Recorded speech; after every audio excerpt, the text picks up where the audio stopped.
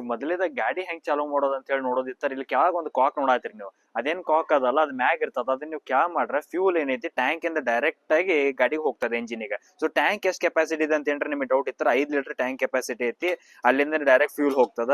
ಆಮೇಲೆ ಕೆಂಪುದೇನ್ ನೋಡಾಕತ್ತಿರಲ್ಲ ನಾಬ್, ಆ ನಾಬ್ ಅನ್ನ ಲಾಕ್ ಮಾಡ್ಬೇಕು. ರಿಕಾಲ್ ಇಂದ ಬೈ ಚಾನ್ಸ್ ಚಾಲೂ ಮಾಡಿರ್ತಾರ, ಸ್ವಲ್ಪ ಅದನ್ನ ಒತ್ತಿ ಹಿಡಿದ ರಿಕಾಲ್ ನ ಜಗ್ಗಿರರ ಅಲ್ಲಿ ಅಡ್ಕಾಯಿಸ್ತದ. ಆಮೇಲೆ ಲಾಕ್ ಆಯ್ತಪ್ಪ ಅನ್ಸತಿ ಅಂದ್ರೆ ಅಲ್ಲಿ ಮುಂದೆ ನೋಡಾಕತ್ತೀರಿ, ಆ ಕಡೆ ಏನ್ ನೀವು ನೋಡಾಕತ್ತೀರಿ ರೇಸಿಂಗ್ ಐತಿ. ಆ ರೇಸಿಂಗ್ ಕೇಬಲ್ದಾಗ ಒಂದ್ ಡಾಟ್ ಇರ್ತದ.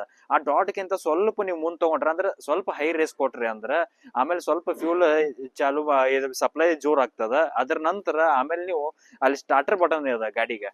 ಮತ್ ಗೇರ್ಗಳು ಯಾವ್ಯಾವ ಅದಾವು ಅವೆಲ್ಲಾ ಗೇರ್ಗಳು ನೀವು ಬರೋಬ್ಬರಾಗಿ ನ್ಯೂಟ್ರಲ್ದಾಗ ಐತಿ ಝೀರೋದಾಗ ಐತಿ ಅಂತ ನೋಡ್ಬೇಕು, ಅಂದ್ರೆ ಸೇಫ್ಟಿ ಸಂಬಂಧ ಆಗಿ.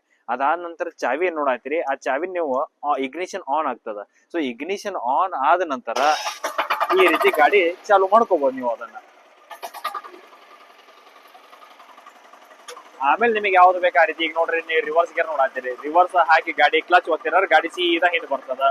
ರಿವರ್ಸ್ ಆಗೋ ಸಹಿತ ನೀವು ಹಿಂದಿನ ಗಾಲಿಯಿಂದ ಯಾವ ರೀತಿ ಬೇಕು ಆಂಗ್ಯುಲರ್ ಏನ್ ಟಿಲ್ಟ್ ಮಾಡೋದಿತ್ತು ಅದನ್ನು ಸಹಿತ ನೀವು ಟಿಲ್ಟ್ ಮಾಡ್ಕೋಬಹುದು. ಯಾ ಕಡೆ ಬೇಕಾದ್ರೆ ಹೊಳ್ಳಾಡ್ಸ್ಕೋಬಹುದು ಗಾಡಿನ. ಮತ್ತೆ ರಿವರ್ಸ್ ಆಗೋನು ಸಹಿತ ಎಡಕ್ಕ ಮತ್ತೆ ಬಲಕ್ಕೆ ಟರ್ನಿಂಗ್ ಏನದಾವ್ ನಾವ್ ಏನ್ ಹೇಳಿದ್ವಿ ನಿಮಗೆ ಬ್ರೇಕ್, ಆ ಕ್ಲಚ್ ಟರ್ನಿಂಗ್ ಇಂದ ಸಹಿತ ಟರ್ನಿಂಗ್ ಮಾಡ್ಕೋಬಹುದು.